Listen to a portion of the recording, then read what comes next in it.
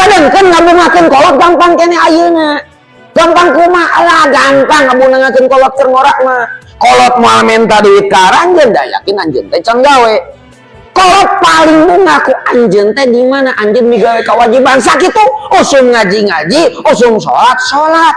Insyaallah kolot ge bunga. Komo lamun di imah aya pagawean mah aya gerohaneun kurang di gerohan, aya seuseun kurang di seuseun. Atoh pisan ulah nuan engke karma tetap berlaku. Da keur lalaki di mana ke lalaki geus rumah tangga rek mereka kolot teh ningali heula ka pamajikan. Pamajikan teh sieun keur kitu teh belum tentu.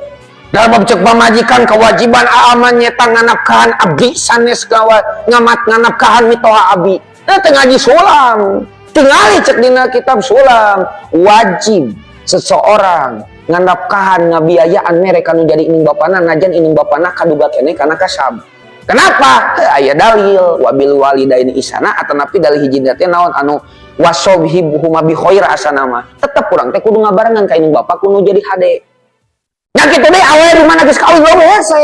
Rek mere kanu jadi indung rek inget kanu jadi bapa, ngareret heula kanu jadi salaki da salaki belum tentu ridho. Tah kitu. Tak nu matakan lamun aya ngabungakeun indung bapa, ti ayeuna ulah nunguan engke ngabejaan urang mah.